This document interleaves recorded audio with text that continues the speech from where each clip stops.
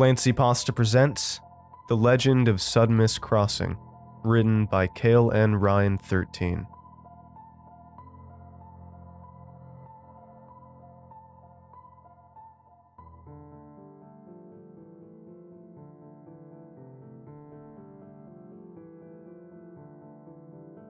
Not many people have heard of the haunting of Sudmis, Nebraska. Not many people have even heard of the town. It started as a small town, one close to the Kansas border and the western reaches of the state. Sudmis was built in 1880 by settlers looking for hope in their lives and room to grow.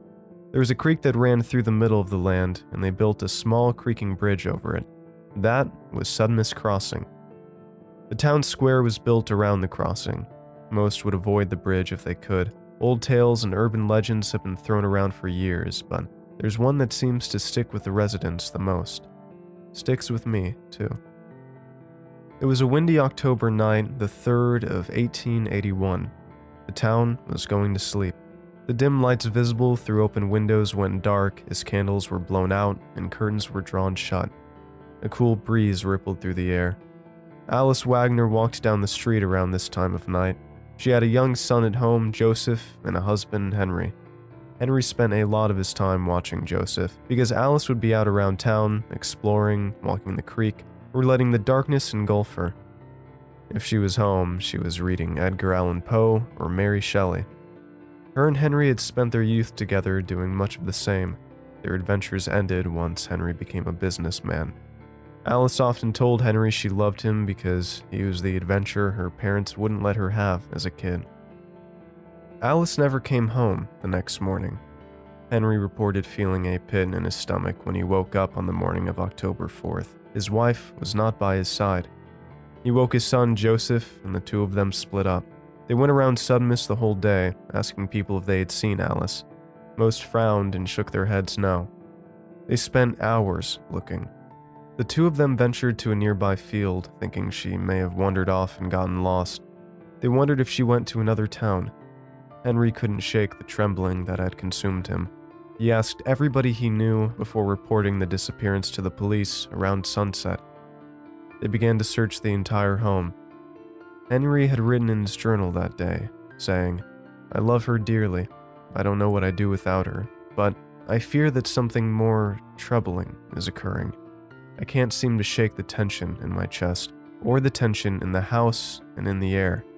I tried to leave the house just a few minutes ago. The air outside felt burning hot despite the wind." Henry and Joseph sat on Sudmis Crossing later that day. Joseph recalls feeling something in the water below pulling him, enticing him to dive in. A chilling wind fell over the town. They sat for a while. Henry wrote about how they didn't speak and how the cold air felt hot to them. Henry and his son went home later that night, but the pulling sensation of the waters below continued to nag at Joseph. He mentioned it to his father before they both went to bed. Henry awoke in the middle of the night, listening to the sound of footsteps throughout his house. Joseph was sleepwalking. Henry got him back into bed and went to sleep himself. The night went on. They went about their next day as normal. The police had found no traces of Alice. They were going to determine her dead if she couldn't be found before the week's end. Henry and Joseph took up the task themselves, gathering other townsfolk in a long search for Alice. Everyone searched the fields. No trace of her was found. Many still wondered if she had run away from home in order to go on an adventure, but Henry argued that she would have told him. She hadn't lied about any of her reckless journeys before, not even the time when she went to Kansas for 3 weeks with her friends, just a few months before. Henry had an upset stomach most of that day. It was like Alice had flown into the sky and never came back down. There was no lead of any kind. All that was known was that a few townsfolk had seen her after dark, wandering the streets. Once again, Henry and Joseph sat on Sudmis Crossing, reflecting upon Alice. The nagging feeling, like a chain around his arm, pulled at Joseph again. He looked into the water, saw something splash, and forgot about it. Henry wrote about the intense heat once again. Other journals from Sudmis have been recovered, and a few speak about how cold it was that same day. Henry and Joseph went to bed late that night. This time, when Joseph woke up and began to sleepwalk, Henry let him go. He wrote later about Joseph's clumsy movements, how he appeared like he was being puppeteered. He watched Joseph walk out of the front door and followed him down the street. He passed building after building, taking no turns, going straight ahead. Joseph reached Sudmis Crossing and stood in the middle of the bridge, peering over. Henry shook him awake, and Joseph jolted back into reality. He gagged, then contained himself. As they walked home, Henry looked back at the bridge with suspicion. One of the townspeople, William Furley, had gone insane. William wouldn't stop pacing back and forth, notioning how the Bible had lied to them, had lied to the whole world. Many priests tried to quell demons that were rumored to be inside of him, splashing him with holy water and reciting prayers and Bible verses.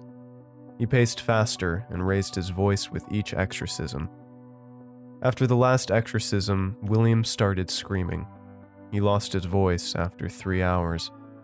During that time, priests hid behind chairs or in the corners of the room and watched him. One curled up in the back of the kitchen and began to sob. Henry tried to bless the man as his screams grew more silent. The last words the man ever spoke before his vocal cords tore were, "The Bible is a hoax, but this is not."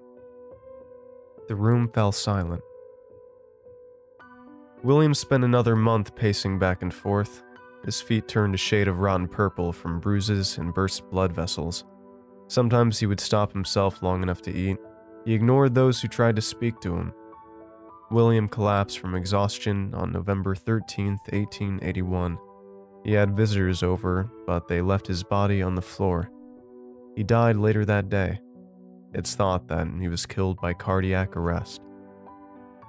Henry and Joseph passed over Sudmis Crossing on their way back home, and Henry felt something like a storm cloud beginning to loom over them. The sun was setting. He and his son went home and plotted. They gathered supplies, sat outside, and waited for night to fall. The skies darkened. Clouds covered the moon, allowing silver slips of light to bleed through onto the ground.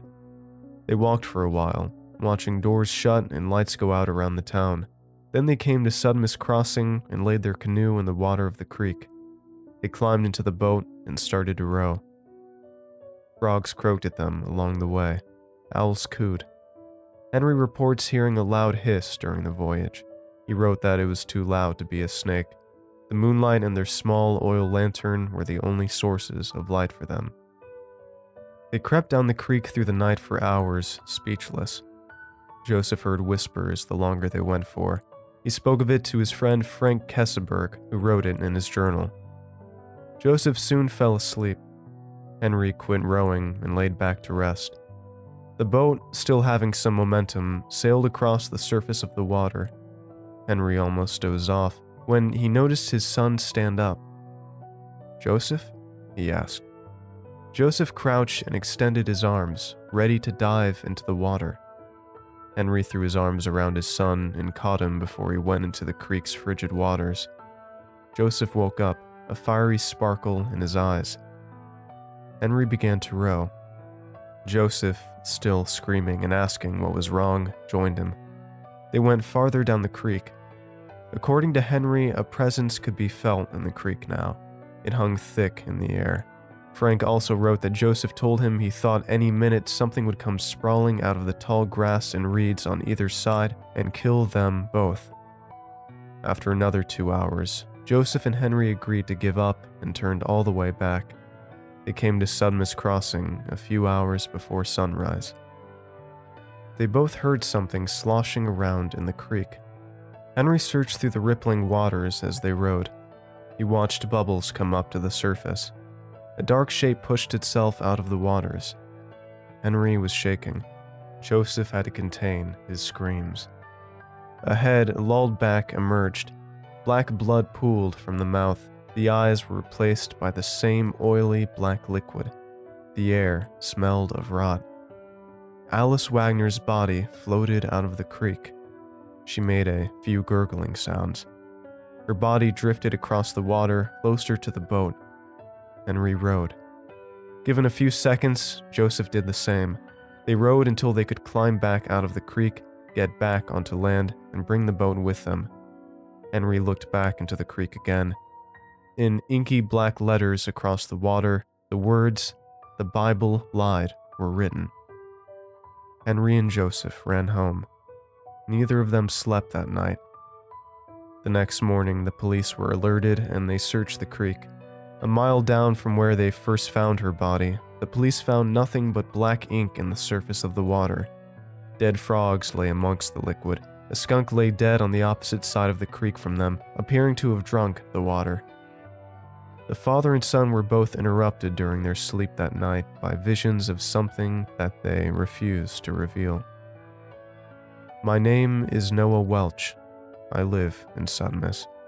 The town's never felt right, like around the corner someone could be standing there brandishing a knife, or inside your walls there could be rats. Bats always flock across the terrain every morning. Sometimes pets go missing. Sometimes people do. Sudmis Crossing is still standing today. I've been listening to the urban legends for a while. I compiled all the evidence that I could into this story, the largest legend, the story of Alice Wagner. Last night, I decided to go to Sudmis Crossing. I crept out of my house at 3 in the morning, the devil's hour. I sat on the edge of the bridge for a while, my legs dangling over the water. Nothing happened. An hour went by. I played on my phone the whole time, listening to Green Day and Bowling for Soup with my earbuds in. I became caught up in social media posts and simple games. A few times I stopped to turn on my flashlight and look around the area. It'd startle the frogs, who would leap into the water or retreat farther into the rows of reeds and tall grasses. Bats squeaked as the first brigade of them crossed the sky like fighter jets. I heard something dripping into the creek. I listened, looked around my surroundings, and shrugged it off. A few minutes later, I was laughing to myself at a meme when something creaked. The bridge moved underneath me with a groan. I stood up and took slow steps backwards. The bridge, despite its age and its poor structural design, didn't look like it was going to collapse. I couldn't identify any clear problems. I walked to the left of the bridge to look underneath. There was a silhouette below the bridge. Turning on the flashlight of my phone, inky black liquid reflected back at me. Alice, hanging from a rope, waved at me as she swung back and forth. My mouth gaped. Chills ran down my spine. My heart pumped. I stood unmoving. I don't know how long for. I can only remember going home and sleeping until the afternoon came. I don't remember what I dreamed of. I can only remember jolting awake after the dream's end and hearing William Furley's screams from my living room. I went downstairs to find the TV shattered and the books on the shelves burning. The furniture was all overturned. All except for the sofa, which was now in the middle of the room. My mom and dad laid asleep on it, his arms wrapped around her body. This town was never normal. You go back to the very formation of it and find countless tragedies. The people here forget them. Not me. The population, which increased over time, is now on a steady decrease. Most of that can be blamed on people moving out. Only most of it, though. I've always found the myths interesting, along with urban legends and tales from outside of Sudmis. I've wandered the creek late at night with my friends before, too. Once we heard the whispers and the hiss that Henry and Joseph heard. We'd forgotten about it the next day. All that time we talked about it like it was just the stuff of cheap, shitty horror movies we'd go see. All that time we talked about it like our town was special or something. Sometimes special can have a really awful definition.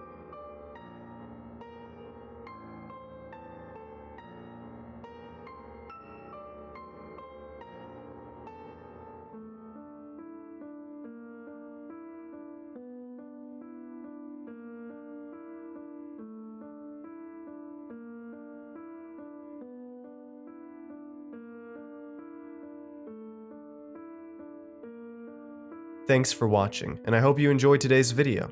I want to give a huge thanks to all of my supporters over at Patreon and YouTube memberships. Your support makes these narrations possible, and I appreciate it a ton. If you'd like to join these lovely ghouls, you can head on over to my Patreon at patreon.com/clancypasta, or click the join button below to become a member. And if you'd like creepy cool shirts, make sure to head on over and check out my official merch store for some awesome tees, hoodies, stickers, and more. Alright, thank you all for watching, and I hope you have a great night. Cheers.